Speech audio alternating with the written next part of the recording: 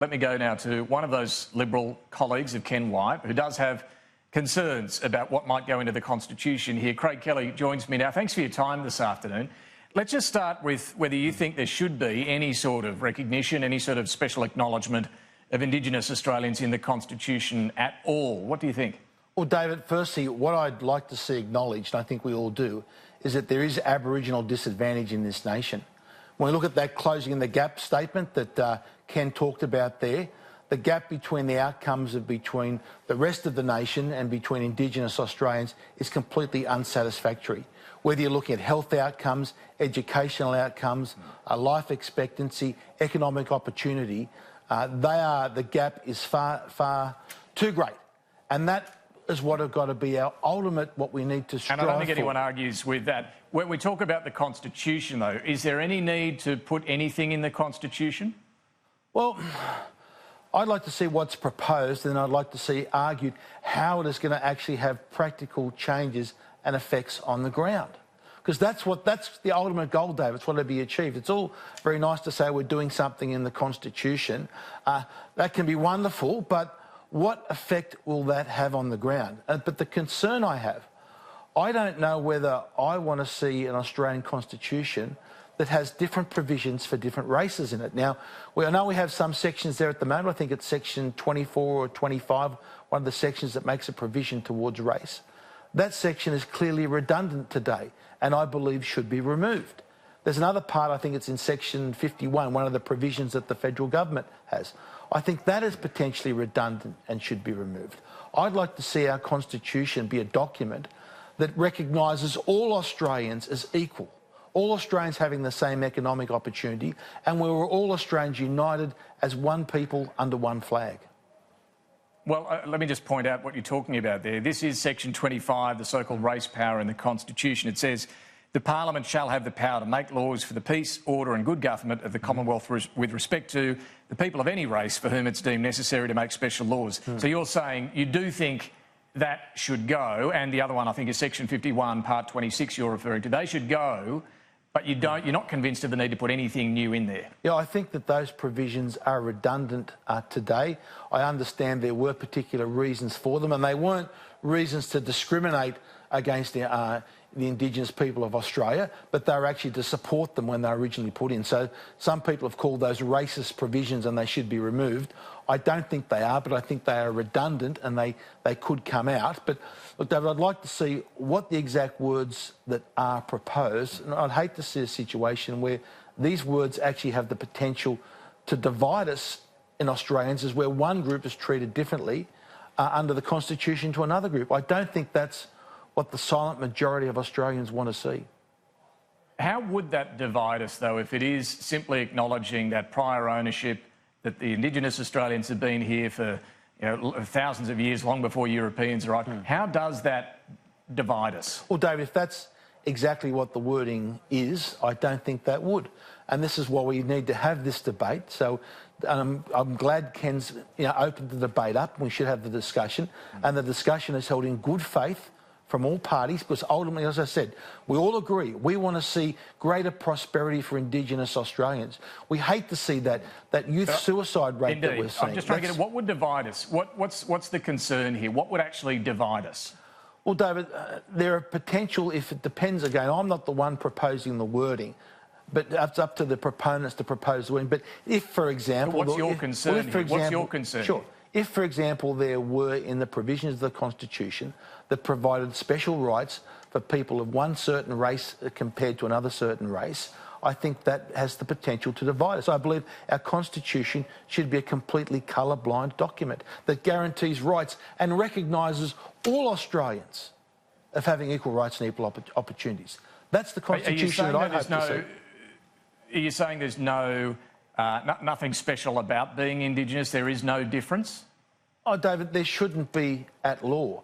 Look, everyone has their different cultures and backgrounds, and there's special things about every different culture and background, whether from Indigenous or Chinese. Why then do we have a Minister for Indigenous Australians, a Department for Indigenous Australians, and all these various government programs for Indigenous Australians? Well, that's because, David, the gap, as we see with that closing the gap statement that's issued every year, the outcomes and expectancies and educational opportunities of Indigenous Australians is not satisfactory. There is too big a gap between that and the rest of the community, and rightfully so, that we put a lot of money, billions and billions of dollars every year, into trying to uplift the Aboriginal community. That's correct. Everyone agrees to that. But I don't know, David, we're actually getting the results on the ground today that we'd like to see. We'd all like to see better results.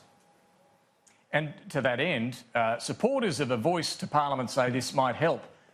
This is what Indigenous Australians want. They've said this through the Uluru Statement. They want a voice that can at least advise the Parliament on better approaches to fix these problems. Well, David, everyone has a voice in Parliament at the moment, and I think the idea that there's a group of Australians that currently aren't represented in Parliament is wrong. I know I consider myself, where I represent the people of my electorate.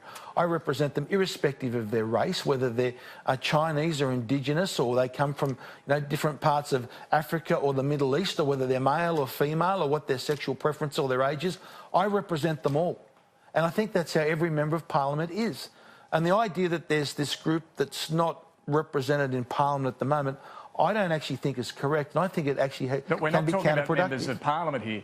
We're talking about advice to the Parliament, aren't we? There are currently advisory bodies on Indigenous Australians. Do you have a problem with them? No, not at all. There should be, and that is a correct process. And as you're making the point there, David, those groups already exist. There's plenty of groups, whether you want to call them, I think, special interest groups or groups that represent different areas of society, that have their own bodies that go to Parliament and they lobby parliamentarians as part of their interest. I think we have that. So you wouldn't have a problem with that. You wouldn't have a problem with those existing advisory bodies being, or something being modelled along those lines, is what Ken Wyatt, the Minister's talking about, that could advise the Parliament on matters affecting Indigenous Australians. Well, David, we already have that. That's already existing. And you don't have a problem with that? Not at the moment, of course not. No, I think that's a good thing that we have. So if it's something along those lines, as we just heard Ken Wyatt saying, that's called a voice to Parliament, that's okay with you? Well, I'd want to see the final details, David. And on this you're talking about changing the Constitution, and whenever you change the Constitution, you need to tread very carefully, and you need to make sure that any proposal... No, I'm saying if it's not in the Constitution, but you have some sort of advisory body to Parliament, legislated, along the lines of what's currently there with their various bodies, would that be okay? Well, David, that doesn't sound like any change whatsoever. That just seems to be some formalisation of the existing structures. And if you're formalising existing structures, I can't see any problem with that. So you're okay with that? Yeah, David. So all you're doing is that's what we currently have. The problem then, obviously, is putting that in the Constitution. Is that a red line for you, that if there was some reference in the Constitution to a voice to Parliament, that's a deal breaker? No, it's not a red line. These things are all open to debate and discussion. The point that I'm making is that we need to tread very carefully, because often what we can do can be counterproductive. And the last thing that I want to see is an Australian Constitution that has different provisions for different races in it. I think that would take us backwards and not forwards. Do you share Pauline Hanson's concerns that if we did go too far here, ownership of land might come into question? Look, that's another much bigger step down the track. We have the Mabo decision, which I understand has not solved a lot of these issues, but put a way to address a lot of these issues. So that's not a concern I have at the moment, no. And you've indicated you might be willing to run or be involved in a no campaign against any referendum that's put.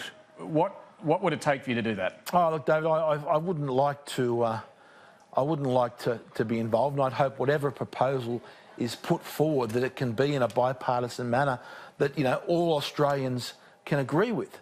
However, if a proposal is put forward that I feel in my heart would actually divide Australians and would actually cause harm and send us backwards, I think, David, I'd have an obligation to speak out against it. But just to come back to where we began, if it's simply a reference to Indigenous Australians having been here for tens of thousands of years and having an ongoing culture, If it's as simple as that, you don't have a problem. I don't have a problem there. I think that's a preamble to the Constitution. I don't think many of us would do it. It's just making a factually accurate statement about Australia's history, and I don't think that hurts. But whether you actually need something like that in the Constitution, there's an argument over that. But as long as what happens to our Constitution doesn't separate us by race. Can I just turn finally to the other conundrum, and that's religious freedom or religious discrimination. Look, what's your view on where this is at? I'm not sure if you've been part of the consultations with the Attorney-General this week on it.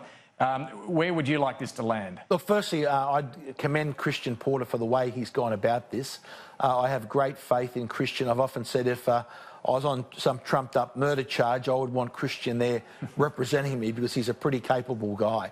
He's doing a good job. This is, again, a very difficult area to legislate in. Whatever you do risks many unintended consequences. I think you need to be fairly prescriptive about what it is. Otherwise, if you just have some general statements, a lot of the interpretation is left up to the courts. But I think fundamentally, people have got to be able to express their religious views without risk of persecution. Yeah, and look, the argument has been as to whether you extend the current protections against racial discrimination to religious discrimination. The Racial Discrimination Act, Section 18C, is not, That's right. well, supported by many on your side, but would you have a problem with extending that to religious protection? Look, I would, because the provisions of 18C go about you're offended. And I think one of the things we have to have in the debate in our country, if someone says something in the, often says it in goodwill and in free speech, it shouldn't be a problem that I'm offended about what someone says. If I'm offended, that should be my problem, not the person that's saying it. And I think that's where some of the 18C goes too far and has a detrimental effect on free speech. We saw that situation, which overlaps with the what we're talking about here with the Indigenous issues. We saw those kids in the Queensland University where they're actually locked out or kicked out of a computer room because they weren't Indigenous. I think the idea that we would have a separate computer room for our students because of their race, I think is against everything all of us in Australia stand for.